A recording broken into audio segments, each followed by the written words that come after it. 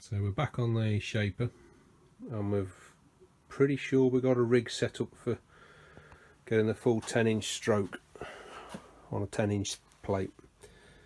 So we've got 2-inch square bars.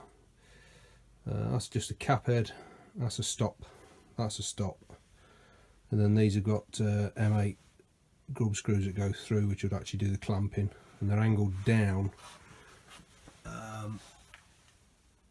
so they're lower at the front and they're at the back to give a downward pressure. And I've lined it using a parallel against the ways at the back, so that I know that the front face and the front face of those two stops are parallel to that face.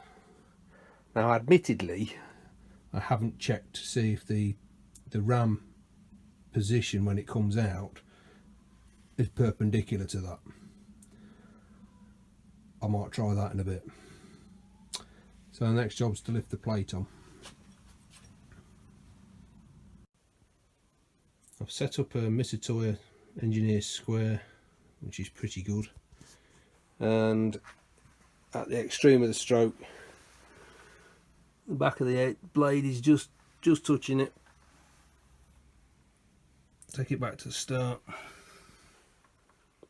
So I would say that the ram's running pretty true to the original machine settings, so I'm happy we'll get a straight edge. So the block's on, the alignment's good.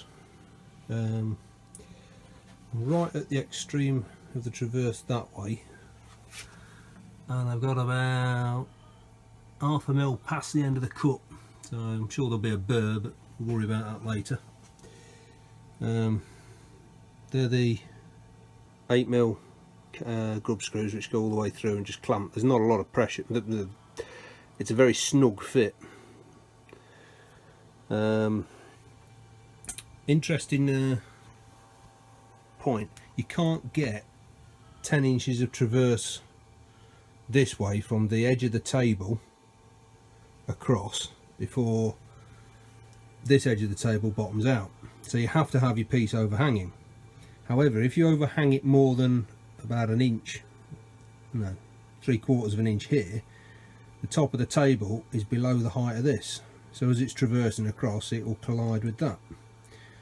So mounting it up on these inch bars is no bad thing.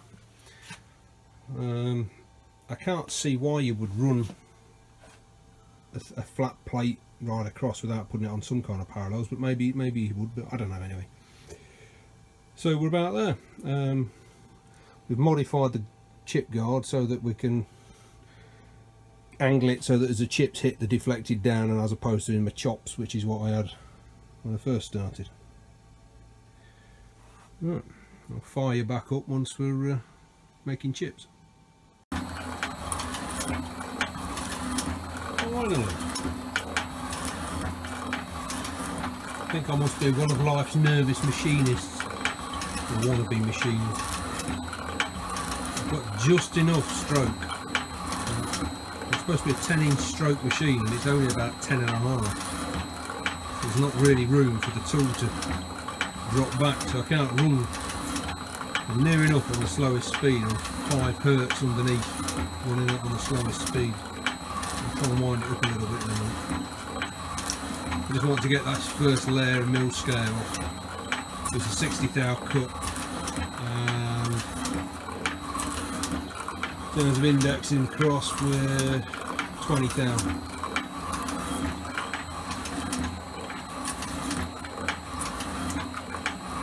So far, so good. That's the kiss of death. Second pass. Aborted. Got right towards the end of the strokes. It started slowing, thought something was wrong. And what's happened is it's adjusted the nut there, which sets the stroke length, has slid. And I know that I did it up really well. So yeah, reset it, tighten it back up, and then have another think. Because the actual depth of cut then was 1 mil or 40 thou, and the indexing across is the same, the feed's the same. So it's a conundrum. Tool bit's nice and sharp. One of the suggestions I've been given by the Shapers forum on Yahoo is to change the geometry of the cutting tool to give myself more of a shearing cut, so it takes less force to push it through. So I might have a go at that. Watch this space. Off again. Bit of a disaster as we tried to tighten the nut. The socket fell off and fell down the inside of the casting. So I spent the last 10 minutes fishing it out with a magnet on the end of a coat hanger. You know, these things happen. Might have to make up a permanent tool rather than a socket on an extension on a ratchet. A simple T-bar would do it. Anyway, we've knocked the feed back by 30%. So we're feeding about, what would it be, 15 thou, something like that. Same depth of cut, same tool.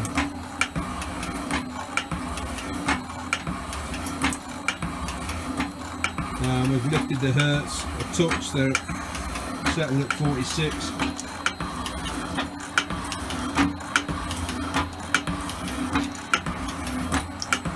Now it's at 53, a bit more noisy.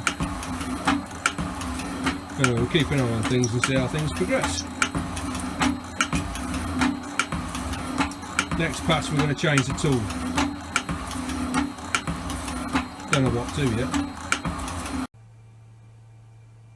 So we've run into it again. Cut's stopping short, building up a burr, builds up the pressure and something gives. In this case I'm assuming it's the same nut. So I'm going to reset and change the tool for one that takes less pressure to go through.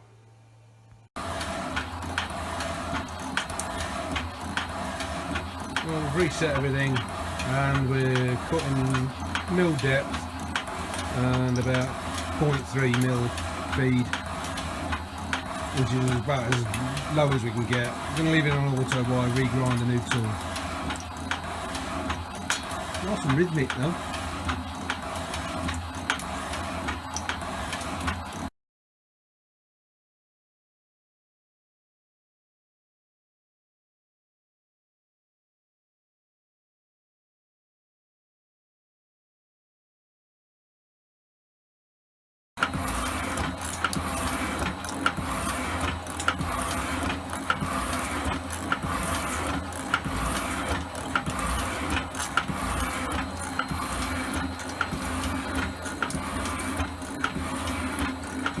I'm not convinced that's made it any easier.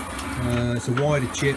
Everything, all the conditions are the same: depth of cut, speed of feed, speed of stroke. It's certainly a wider chip because of the larger radius. My feeling is it's actually taking more energy to push it through.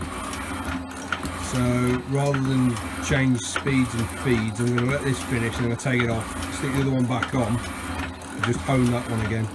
I'm going to increase the side rake, or front rake, the angle of approach on this tool.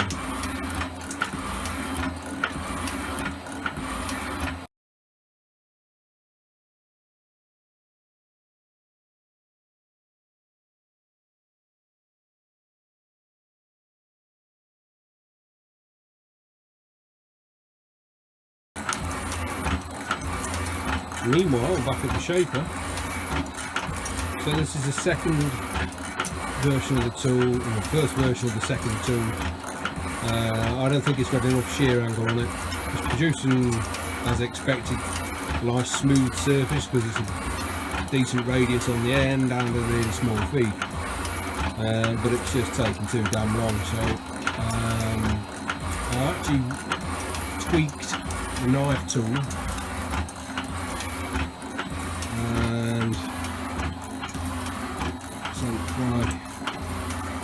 that would be the angle of attack. And I've honed it again. Far left hand edge as you're looking at it is the cutting edge, and all the rest are clearance. So we'll see if we can take the same depth of cut at a mill and feed it at 3 times what we're doing now. And then we'll try and see if we can increase the depth of cut. In about 10 minutes when that's finished.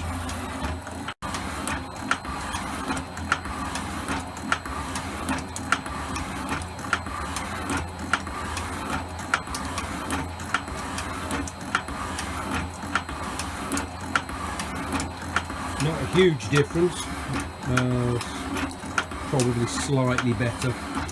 Sounds less, well, it sounds smoother. Same feed, same depth of cut.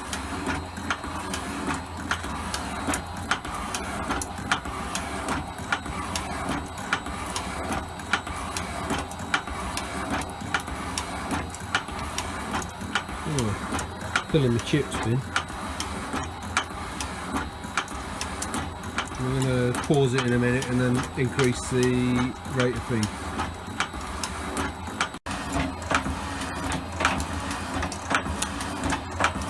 No idea why this is better. I've removed the plate and stuck it back in further across that way. So instead of it being out half an inch here, it's in half an inch, it's shifted across half an inch. That's given me room to start the cut from this side and work that way. It's clearly the rotational direction and the gravitational pull of the moon has a huge effect. I don't know. Anyway, so we're now working with a opposite sided knife tool, re-cleaning up the surface, and then we'll go over it with a shear tool, give us a finish. No idea what the difference is, but this is cutting much smoother. Maybe some slight differences in the tool edge, but nothing that I can see. All good stuff. Well, that's the first surface finished. Don't know what else to say really. It's been educational, frustrating, time consuming. Yeah, I guess what I've learned is there ain't much more you can do to the cutting geometry once you get into a certain stage. The machine's only going to cut a certain amount of metal, and putting it bluntly, more than 1 millimetre by 1.5 millimetres is just too damn much in terms of cross section. So what's that, 40 by 60 thou. It'll do 40 by 40 thou, or 1 mil deep, 1 mil index feed. It don't like it, and you get a better finish doing less, but for hogging stuff off. And I've had to take off, I've taken off 7 mil off this face, and I've got to take 3 off the bottom, and then the same on the next plate. Why did I buy thick plates? Because when you go to the scrapyard you don't have a lot of choice, and it was about a 3rd or 4th visit I'd had, and I spotted this 40 mil thick.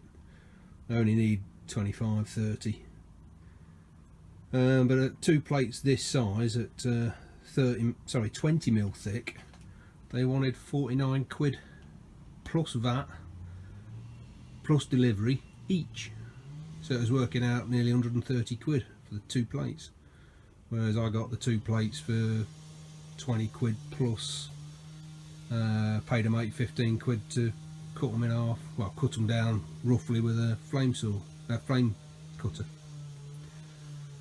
Anyway, there we go. Onwards and upwards. Lunchtime now.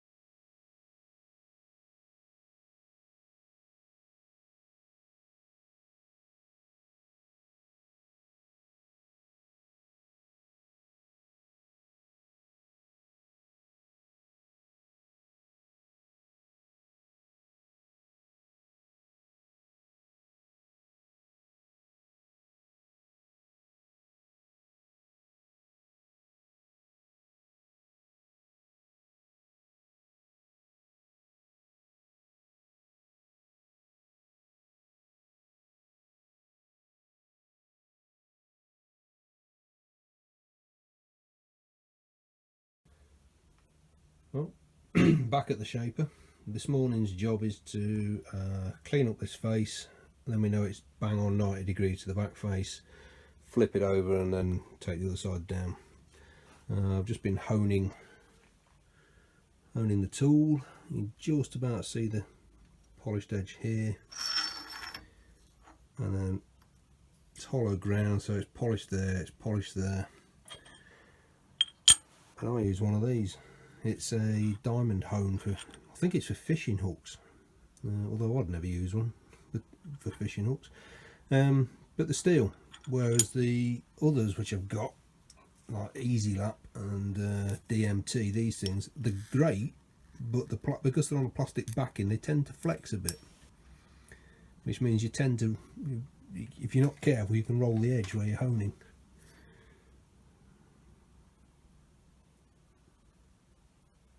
But get quite a good edge on that. Wouldn't want to shave with it just yet. Still slightly sulking on the basis of I had a look round a larger shaper on Sunday. Hopefully I'll get some slides in to this video and you can see it. It was 80 or 90 years old. It's still in, no, probably not that.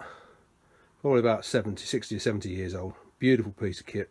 18-inch stroke, but too big for me.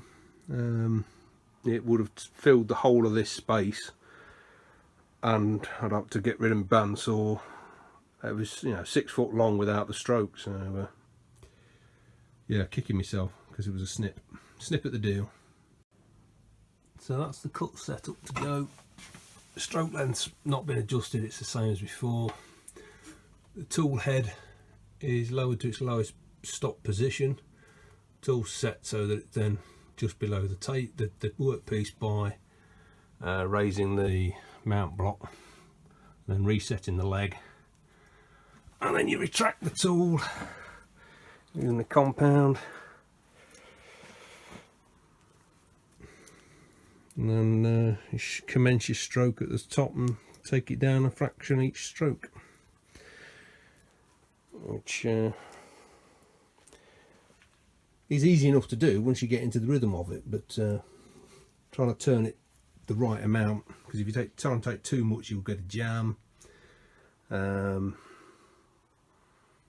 Yeah, straightforward enough. It's just a case of keeping an eye on things. It's about 4 minutes and that's that done. And that's a nice smooth finish. Very light burr just underneath, very light burr on the top, and they're the shavings.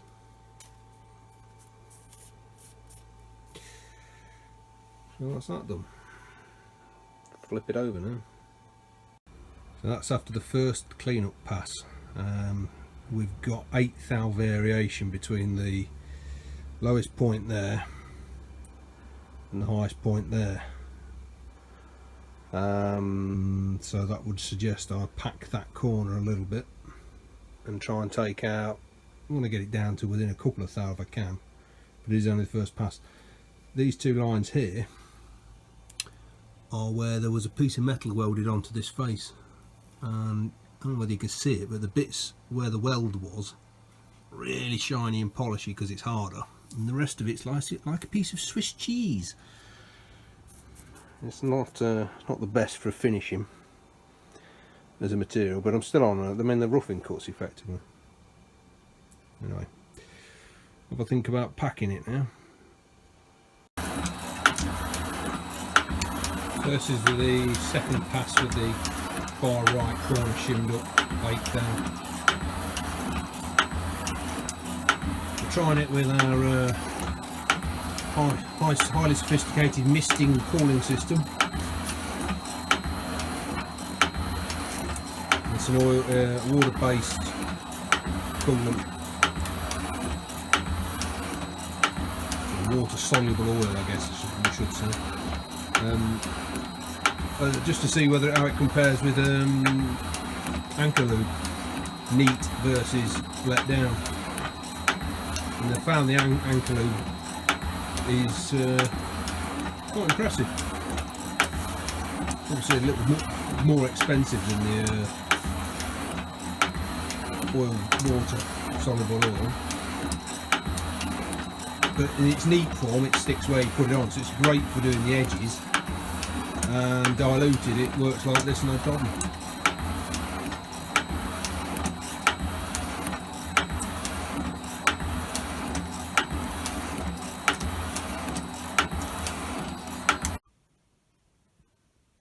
Fucked it up again.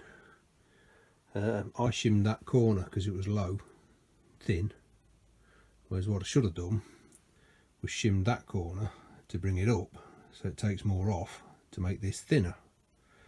So what I've effectively done is doubled the difference now. It's not quite that.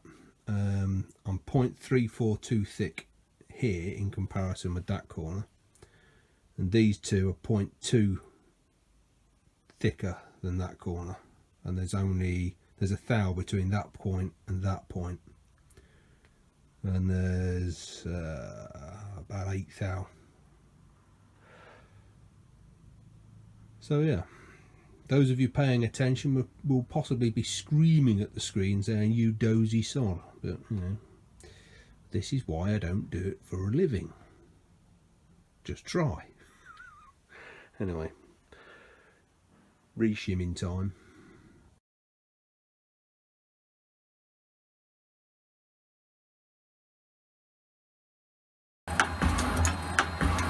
This is roughing down the other side of the first one that I originally did with a strap over the middle. So the stroke length's been halved, speed of the stroke's been increased. I don't know, we're at 60 hertz, and if we were at 50 we'd be doing 48, so you do the math. 1.5 mil deep cut, 0.5 mil index.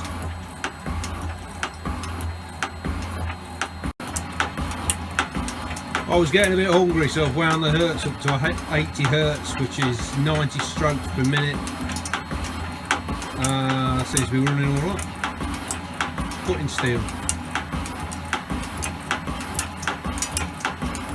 And the surface feet per minute isn't much. I'll have to have a look on the readout what it is.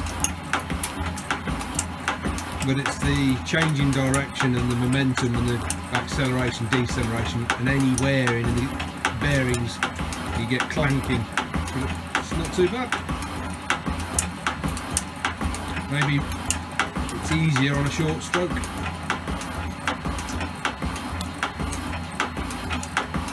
That should be about 10 minutes for a pass now, which means sandwich time in about half an hour. We're in speed 2, so the hertz are back down to 45. Let's nick it up a smidgen.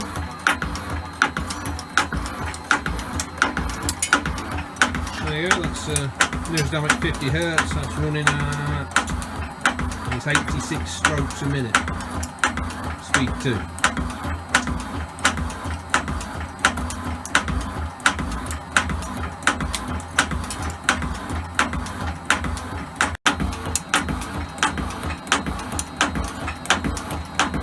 Within 15-20 seconds of ending the last little clip, I thought it sounds different. Filter heads work loose. It was taking 2.5, nearly 3 mil deep cut. So the thumb screw is obviously not putting enough pressure on to clamp the head. So I've just cranked it up with an Allen key. And we're doing a 2 mil cut. You can see the chips are much broader. And we'll just have to keep an eye on it now.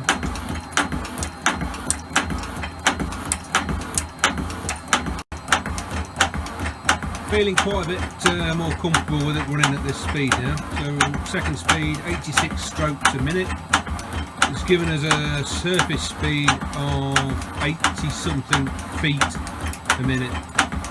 So well within the recommended high speed steel, and it's not a tough tool steel I'm cutting. But it's cutting nice. But it is a case of making sure everything's locked up tight. Otherwise it adjusts itself. This is the last roughing pass to shift the surface down to within 1/4 mil of the other one. Then I've got to take the whole plate up, turn it 180 degrees and cut it from this end so that I'm square with that corner back there. So that corner will be down here. And then I can trim up the sides in the same position. It wouldn't let me get the distance on the ram to try and cut that raised section if it was at this end. So I have to turn the whole thing around from the original setup. Still learning about the machine. This is the final pass on the first side of the second block. Taking it easy because I don't want anything coming loose and meaning that I have to redo the first, the pass from start.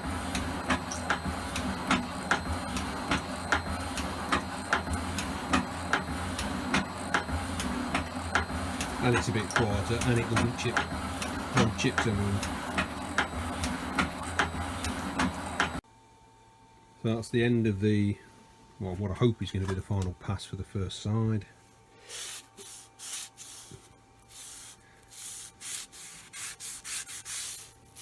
Can't see any hideously over deep scrapes. So I'll clean it off and then cut down the side. Make sure that that side then is at 90 degrees to that face. And that's what I need on each of the two plates. Anyway.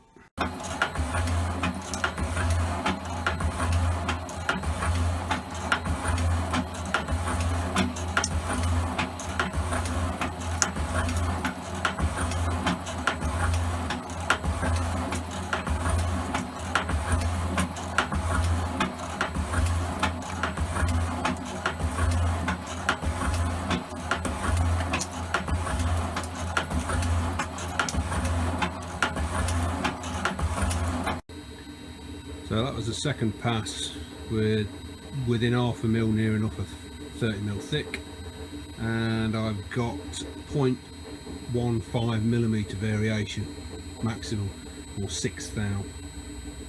I don't know why, but I can visualise a thou, but I can't visualise 0.02 of a mil. Yeah, bit odd. Anyway, 6 thousandths of an inch front to back.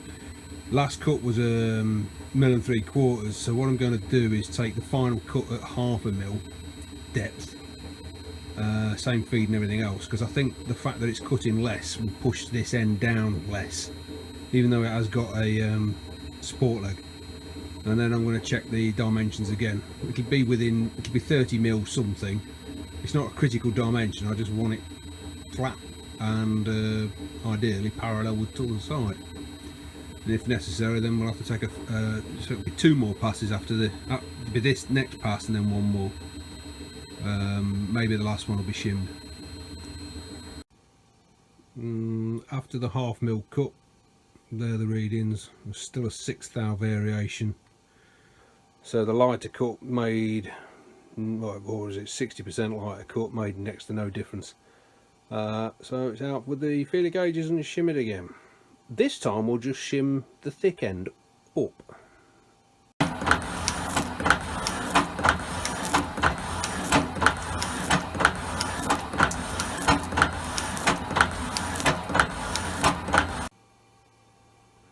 think we're on this is it, it's just going to measure it up, but I ran this one dry with no lubricant and the finish is good. There's nothing noticeably different, very light cut, but can you see that faint line there? That's the impact mark of when the tool reaches the end of the stroke, and then as it comes back it gets nudged by that edge, goes up, comes back, and that's where it collides. And if you look really closely, you can see little tiny dints, and then obviously the tool picks up and drops off the end again. You don't notice it when you're running with lubricant, so there's something to remember. Well, that was the last pass. We got a thou variation right across. So we're 28.58, 28.58, 28.6, 28.6. Good enough for me, cocker. Which is good because these clamps are 28mm. So I'm kind of out of depth. I could do another pass to try and get it bob on, but I don't need to. And my chip tray's full. And my bag's full. Anyway, there we go. Still had to pack it though. I found some metric feeler gauges, so I made them up. Thinking about it, the rails underneath at the sub base, which I made up, are only bright steel, so there could be a 2 thou variation in there, no trouble. I might take some dimensions off it, but I think this end dips very, very slightly under the pressure, because when it isn't cutting and I've got a DTI on it, it's fine. You call it talking a thou, something like that. Anyway, that's it for today.